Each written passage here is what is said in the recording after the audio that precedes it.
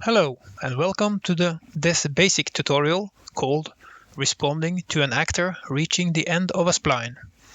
This tutorial explains how to trigger an action when an actor reaches the end of a spline.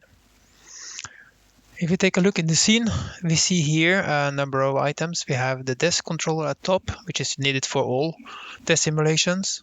Then we have a spline defined here on the screen, the black one.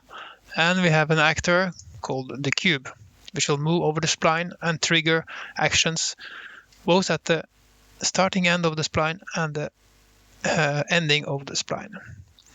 As you can see, this actor has a script attached to it called finite spline event responding actor.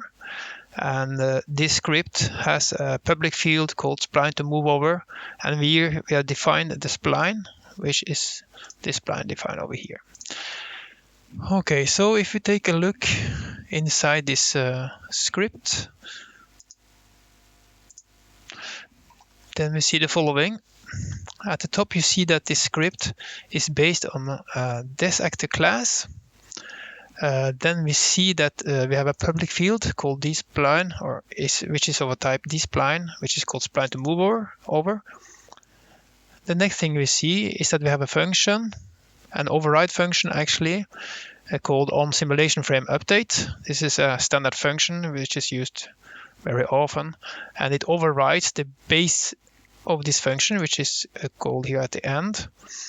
And it has a number of parameters, the time, for example, inside the frame, and so forth. And we can see here that we have an if statement which makes sure that we are calling, or we are actually calling this function inside here only one time during the simulation at frame ID 0 and frame pass 1. So when this is called, this function, we go down to that function, which is called create motion tensor in runtime from code. So now we will create a tensor, motion tensor, by using this script instead of defining it in the inspector. As you can see, there is no possibility to define a motion tensor in the inspector here of the actor. The first thing we do is to check if the spline is defined. If not, then we will just stop execution of this function. The next thing we do is to create, or we will prepare actually a motion tensor component here, MTC. And we define the motion tensor by defining the spline to move over, the type of motion mode, which is absolute, the motion type, which is translation. And this one, if you wonder what that parameter is, you can hover over the motion tensor component here, and you will see that it is the thickness in units, and the last parameter is the velocity. So this is the thickness, which is 0.05 meter or 5 centimeter, and the velocity of the actor is 1 meter per second. The next step is to define a number of callbacks or events. So when the actor is hitting the center point, the center point of the actor is hitting the start or the end of the spline. This one, the first one here, will be triggered, first event. The second event, make sure that when the envelope of the actor, so that is actually the thickness of the actor, is hitting the start or end point of the spline, it will trigger. And here the last one, the last event is, will make sure that the actor, or the motion tensor of the actor, will stop the actor at the end of the spline. The next thing we'll do is to generate a motion tensor activity in the next part here, which is called MT. And on this MT, we will use a delegate function called limit event delegate to call this function when one of these three events are triggered. Okay, we'll come back to that one function just in a minute.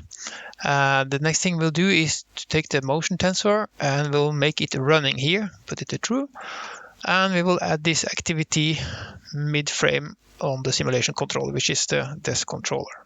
And we will use here the frame time passed, as you can see, which is coming in as a parameter here. And we will here return true because adding a motion tensor is a breaking event.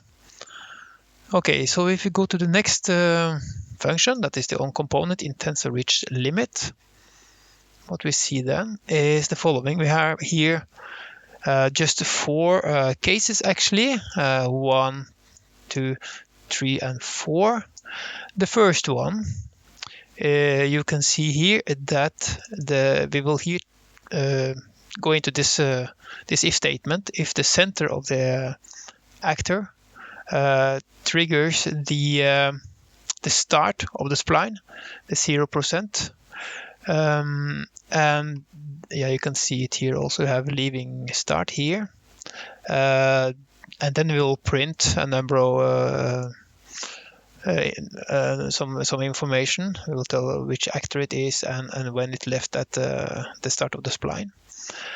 The next case is if the envelope of the actor is leaving the start of the spline, then we will print this text, and so forth. So here we have the envelope arriving at the end of the spline, and the last one is when the center of the actor is hitting arriving at the end of the spline. And here we will return false because printing some information is not a breaking event. So let's see now in the scene what will happen when we will start the simulation. I will go to the console so you can see what will happen. I'll just start it, and you'll see the information coming in the console.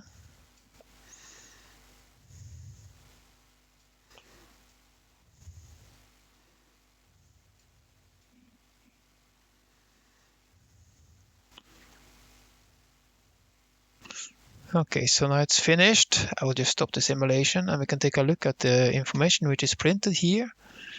Let me see, just make a little bit more space here. So you see here you have 4 different messages. You see when the actor is leaving the starting point of the spline. You can see here reached an event position, and you will see that the center of the actor was leaving the start of the spline. And the second, so this is at time 0. The next message is coming after 50 milliseconds or 0.05 seconds. Then we see that the envelope of the actor is leaving the start of the spline. The third message is that